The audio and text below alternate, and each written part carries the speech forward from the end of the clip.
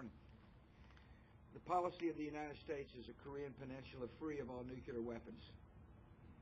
This morning we moved a step closer to that goal when North Korean officials submitted a declaration of their nuclear programs to the Chinese government as part of the six-party talks.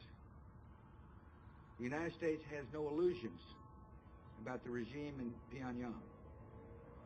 We remain deeply concerned about North Korea's human rights abuses, uranium enrichment activities, nuclear testing and proliferation, ballistic missile programs, and the threat it continues to pose to South Korea and its neighbors. Yet we welcome today's development as one step in the multi-step process laid out by the six-party talks between North Korea, China, Japan, Russia, South Korea, and the United States. Last year, North Korea pledged to disable its nuclear facilities. North Korea has begun disabling its Yongbyon nuclear facility, which was being used to produce plutonium for nuclear weapons. This work is being overseen by officials from the United States and the IAEA. And to demonstrate its commitment, North Korea has said it will destroy the cooling tower of the Yongbyon reactor in front of international television cameras tomorrow. Last year, North Korea also pledged to declare its nuclear activity. With today's declaration, North Korea has begun describing its plutonium-related activities. It's also provided other documents related to its nuclear programs going back to 1986. It has promised access to the reactor core and waste facilities at Yongbyon, as well as personnel related to its nuclear program. All this information will be essential to verifying that North Korea is ending its nuclear programs and activities. The six-party talks are based on a principle of action for action. So in keeping with the existing six-party agreements, the United States is responding to North Korea's actions with two actions of our own. First, I'm issuing a proclamation that lifts the provisions of the Trading with the Enemy Act with respect to North Korea. And secondly, I am notifying Congress of my intent to rescind North Korea's designation as the state sponsor of terror in 45 days. The next 45 days will be an important period for North Korea to show its seriousness of its cooperation. We will work through the six-party talks to develop a comprehensive and rigorous verification protocol. And during this period, the United States will carefully observe North Korea's actions and act accordingly. The two actions America is taking will have little impact on North Korea's financial and diplomatic isolation. North Korea will remain one of the most heavily sanctioned nations in the world. The sanctions that North Korea faces for its human rights violations, its nuclear test in 2006, and its weapons proliferation will all stay in effect. And all United Nations Security Council sanctions will stay in effect as well. The six-party process has shed light on a number of issues of serious concern to the United States and the international community. To end its isolation, North Korea must address these concerns. It must dismantle all of its nuclear facilities, give up its separated plutonium, resolve outstanding questions on its highly enriched uranium and proliferation activities, and end these activities in a way that we can fully verify. North Korea must also meet other obligations it has undertaken in the six-party talks. The United States will never forget the abduction of Japanese citizens by the North Koreans. We will continue to closely cooperate and coordinate with Japan and press North Korea to swiftly resolve the abduction issue. This can be a moment of opportunity for North Korea.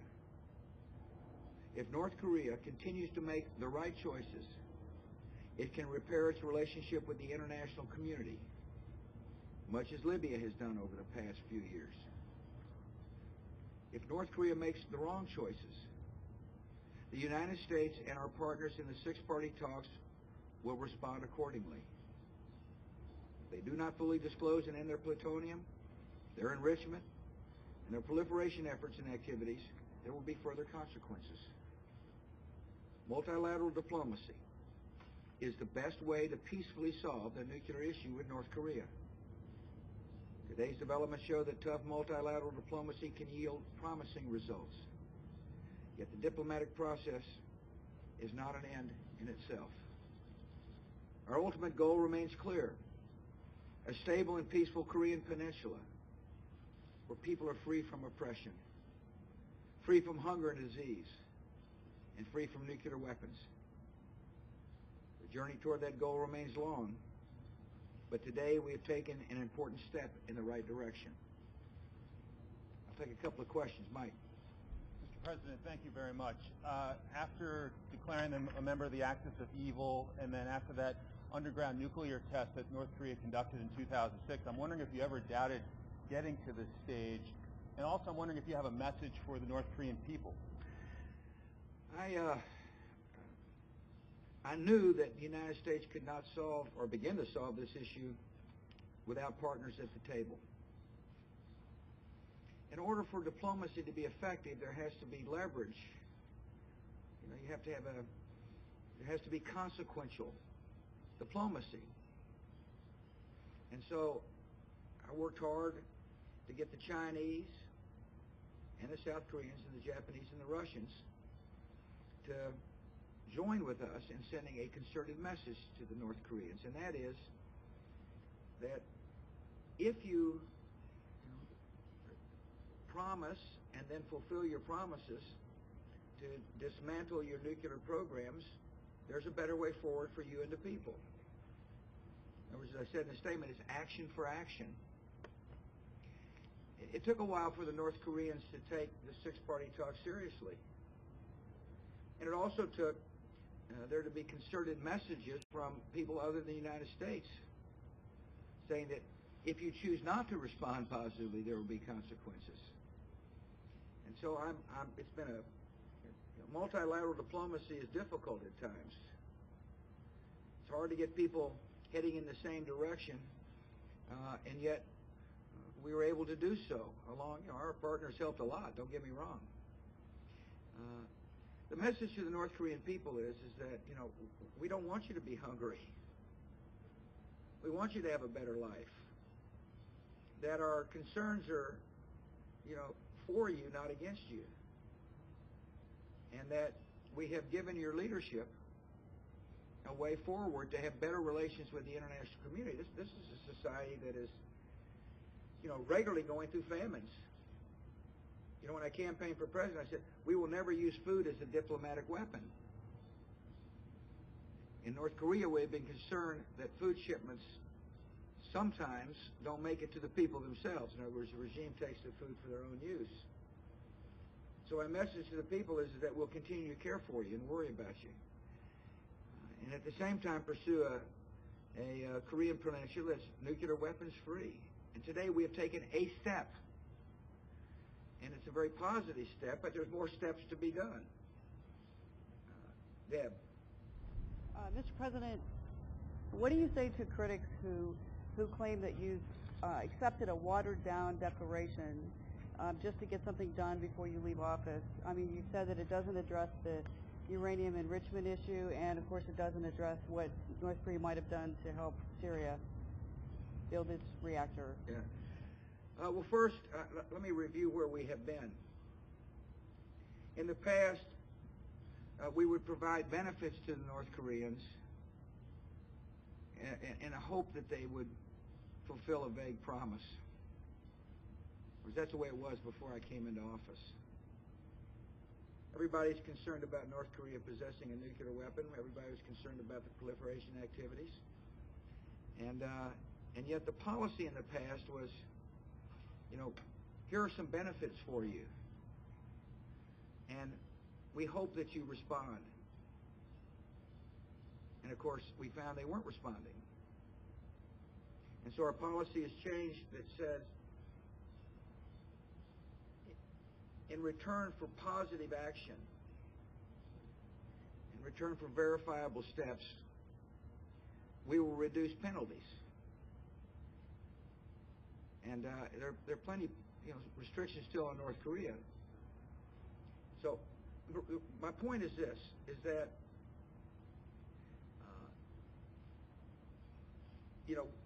we'll see. They said they're going to, destroy parts of their plan in Yongbyon. That's a very positive step. After all, it's the plant that made plutonium. They have said in their declarations, if you read their declarations of September of last year, they have said specifically what they will do. And our policy in this statement today makes it clear we will hold them to account for their promises. And when they fulfill their promises, more restrictions will be eased. If they don't fulfill their promises, more restrictions will be placed on them. This is action for action. This is, we will trust you only to the extent that you fulfill your promises. So I'm pleased with the progress. I'm under no illusions that this is the first step. This isn't the end of the process. This is the beginning of the process of action for action. And the point I want to make to our fellow citizens is that we have worked hard to put multilateral diplomacy in place because the United States sitting down with Kim Jong-il didn't work in the past. Sitting alone at the table just didn't work. Now, as I mentioned in my statement, there's a lot of more verification that needs to be done. I mentioned our concerns about enrichment. We expect the North Korean regime to be forthcoming about their programs. We talked about proliferation. We expect them to be forthcoming about their proliferation activities and cease such activities. I mentioned the fact that we're beginning to take inventory because of our access to the Yongbyon plant about what they have produced, and we expect them to be forthcoming with what they have produced and the material itself. So today I'm just talking about the first step of a multi-step process. And I want to thank our partners at the six-party talks. It's been incredibly helpful to achieve the beginnings of achieving a vision of a nuclear-free Korean peninsula, to have the Chinese to be as robustly involved as they are. You notice that the North Koreans passed on their documents to the Chinese. After all, we're all partners in the six-party talks. The other thing is I want to assure our friends in Japan is that this process will not leave them behind on the abduction issue. The United States takes the abduction issue very seriously. We expect the North Koreans to solve this issue in a positive way for the Japanese. There's a lot of folks in Japan that are deeply concerned about what took place. I remember meeting a mother of a child who was abducted by the North Koreans right here in the Oval Office. It was a heart-wrenching moment to listen to the mother talk about what it was like to lose her daughter. And it is important for the Japanese people to know that the United States will not abandon our strong ally and friend when it comes to helping resolve that issue. Today's a positive day. It's a positive step forward. There's more work to be done, and we've got the process in place to get it done in a verifiable way. Thank you.